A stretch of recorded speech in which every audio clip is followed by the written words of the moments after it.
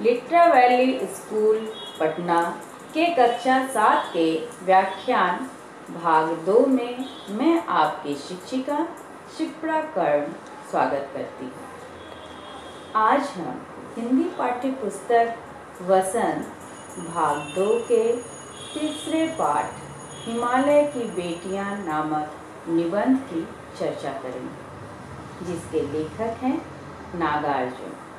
तो आइए इस पाठ को अब पढ़ें। अब मैं इस पाठ को पढ़कर बताती हूँ। अभी तक मैंने उन्हें दूर से देखा था। बड़ी गंभीर, शांत, अपने आप में खोई हुई लगती थीं। संभ्रांत महिला की भांति वे प्रतीत होती थीं। उनके प्रति मेरे दिल में आदर और श्रद्धा के भाव थे। माँ और दादी, मौसी और मामी की गोद की तरह उनकी धारा में डुबकियाँ लगाया करता। यहाँ संभ्रांत का अर्थ है शिष्ट, श्रद्धा के भाव अर्थात आदर, विश्वास और समर्पण का भाव। लेखक यहाँ नदियों के बारे में बताते हुए कहते हैं कि उन्होंने उन नदियों को कभी इतने पास से नहीं देखा था। वो उन्हें दूर से ही देखा करते थे।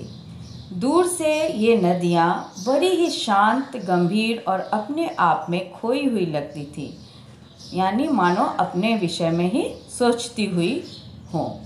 वो किसी संभ्रांत महिला अर्थात सभ्य और शिष्ट महिला के समान लगती थीं, जिनके प्रति लेखक के मन में आदर, श्रद्धा के भाव थे।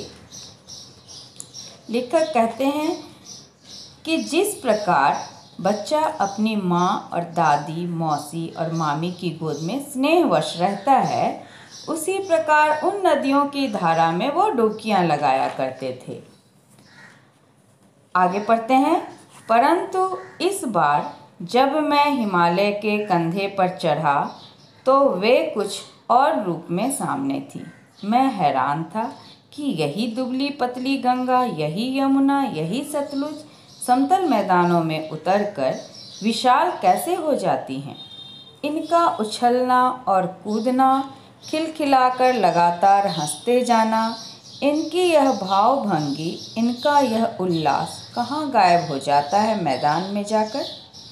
किसी लड़की को जब मैं देखता हूँ, किसी कली पर जब मेरा ध्यान अटक जाता है, तब भी इतना कौतूहल और विस्मय नहीं होता जितना कि इन बेटियों की बाल लीला देखकर।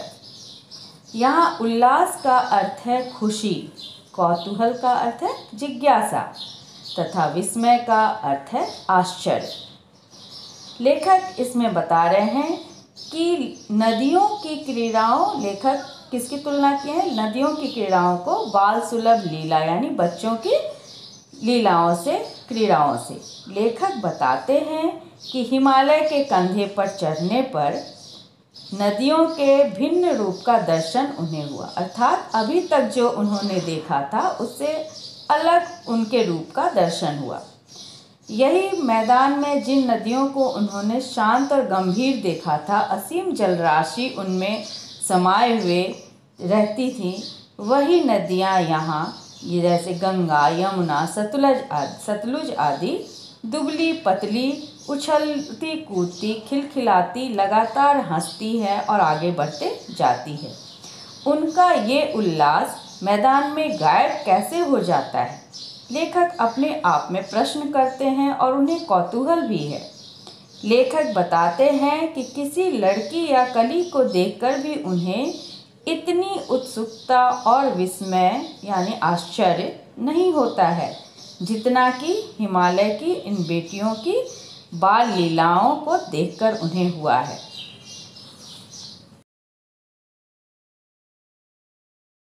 इस पाठ के साथ मैंने कुछ शब्दार्थ संलग्न किया है, जिसे आप वीडियो रोककर देख सकते हैं। आइए इस पाठ के सारांश को पढ़ते हैं। पाठ के सारांश को अब जानें। इस निबंध में लेखक ने उन नदियों का वर्णन किया है जो हिमालय से निकलकर सागर तक पहुँचने के मध्य कई रूप धारण कर लेती हैं। लेखक ने अभी तक इन नदियों को दूर से ही देखा था। मैदानी इलाकों में यह नदियाँ बड़ी गंभीर, शांत तथा अपने आप में खोई हुई सी प्रतीत होती थीं। किसी सभ्य महिला की तरह दिखने वाली इन नदियों के प्रति लेखक के मन में आदर तथा श्रद्धा के भाव थे। वह इन नदियों की धारा में वैसे ही डुबकी लगाया करता था जैसे कोई बच्चा अपनी माँ, दादी, मौसी या मामी की गोद में खेला करता है।